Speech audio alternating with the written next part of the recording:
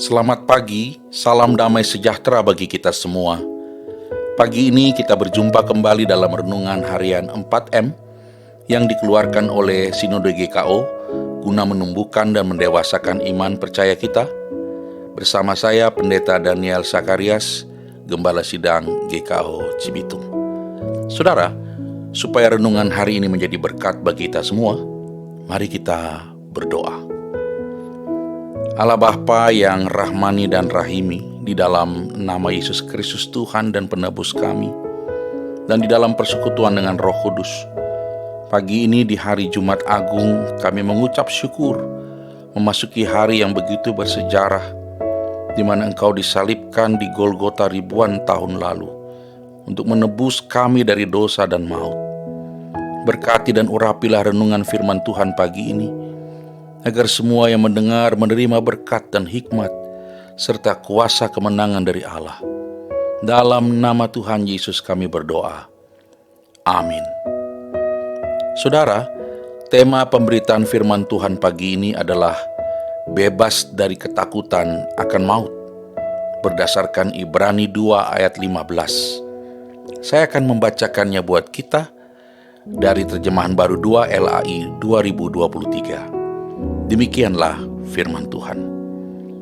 Dengan demikian, Ia membebaskan pula mereka yang seumur hidupnya berada dalam perhambaan karena takutnya akan maut.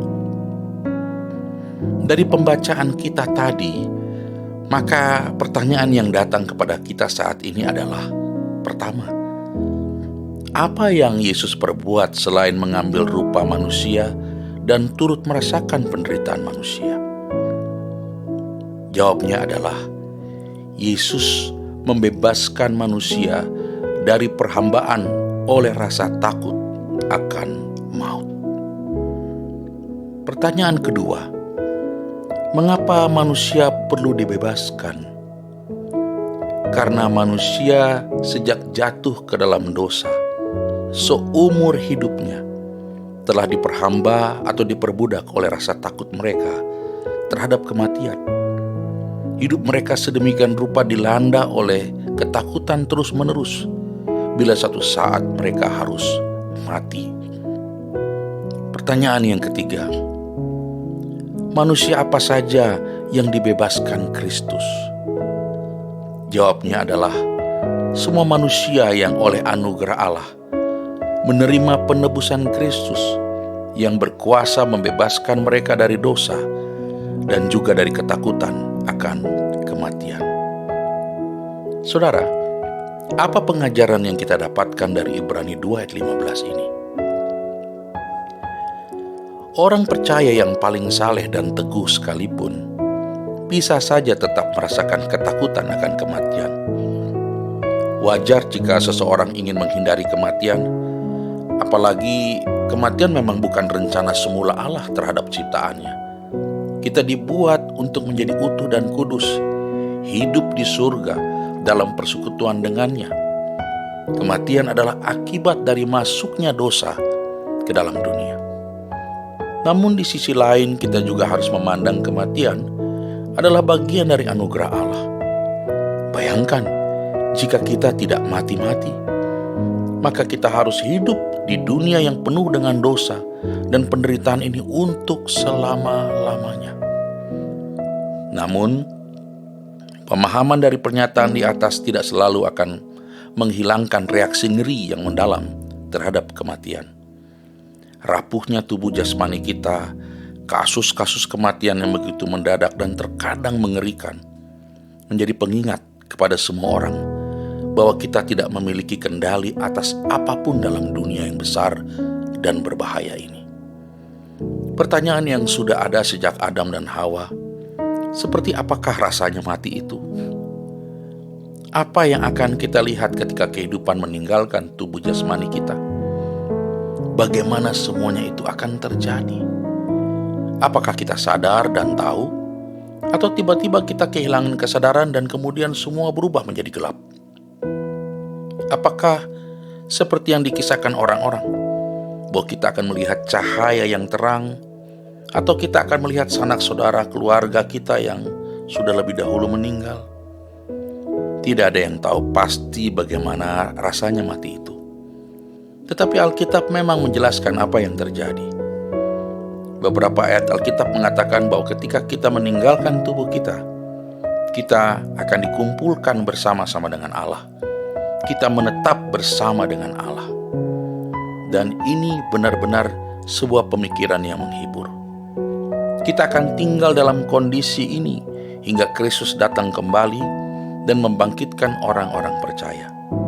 Pada saat itu kita akan diberikan tubuh yang baru, yaitu tubuh kemuliaan. Sedikit dari kita yang mengetahui bagaimana bila kita mati.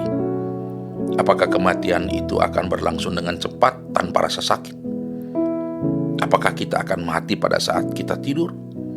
Apakah kita mati setelah mengalami sakit penyakit yang berkepanjangan? Misteri dari kematian itu sendiri, ketidakmampuan untuk mempersiapkan diri, bisa jadi menjadi suatu hal yang menakutkan bagi kita semua. Bahkan jika kita memang sudah mengetahuinya, misalnya kita telah didiagnosa mengalami penyakit yang tidak bisa disembuhkan, saudara, kematian tetap akan terasa menakutkan. Namun, janganlah kita lupa bahwa di balik kecemasan akan datangnya kematian, kita sebenarnya memiliki pengharapan yang besar. Karena roh yang berdiam di dalam diri kita jauh lebih besar dari roh yang ada di dalam dunia ini. Apalagi Yesus telah pergi ke surga untuk menyediakan tempat bagi kita, sehingga kita dapat bersama-sama dengan Dia kelak, dan itu jaminannya. Hal-hal ini sebenarnya dapat memberi pengharapan bagi kita untuk kita tetap kuat menghadapi kematian. Untuk membantu meredakan rasa takut, saudara dapat mengambil langkah-langkah berikut untuk mempersiapkan diri dan orang-orang di sekitar saudara dalam menghadapi kematian. Pertama, ketahuilah ada Kristus yang pernah mengalami kematian, namun kemudian bangkit, sehingga kematian bukanlah kata akhir. Kedua, Kristus menjadi jaminan bahwa kita tidak akan pernah berakhir selamanya dalam kematian, baik itu kematian fisik maupun kematian rohani, karena kita memiliki hidup yang kekal. Yang ketiga, baik iblis maupun maut tidak dapat mengambil kita kembali. Injil Yohanes 10 ayat 28-29 berkata, "Dan aku memberikan hidup yang kekal kepada mereka, dan mereka pasti tidak akan binasa sampai selama-lamanya, dan seorang pun tidak akan merebut mereka dari tanganku.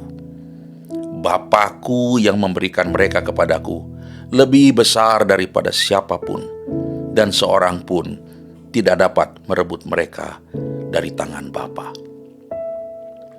Peristiwa Jumat Agung adalah peristiwa Kristus mati menggantikan kita agar kita hidup. Mari kita berdoa. Terima kasih Bapa. Musuh terakhir maut telah Engkau kalahkan. Kalaupun kami mengalami ketakutan, sanggupkan kami dengan firman-Mu. Kami memiliki iman untuk menghadapinya, sehingga kami yakin apapun tidak dapat memisahkan kami dari kasih Kristus. Kematian sekalipun tidak dapat memisahkan kami dari kasih-Mu. Sertai dan berkati kami menjalani hari ini ya Tuhan. Kami akan masuk ke gereja, mengambil bagian dalam perjamuan kudus. Biarlah Tuhan melayakkan kami, dan melalui semua ini kami ingat dan sadar, baik kami di atas bumi ini maupun kelak kami dipanggil, kami memiliki seorang penjamin, Yesus Kristus namanya. Terpujilah nama Tuhan. Dalam nama Tuhan Yesus kami berdoa. Amin. Demikianlah renungan kita pagi hari ini saudara. Biarlah menjadi kekuatan buat kita semua. Amin. Tuhan memberkati. Shalom.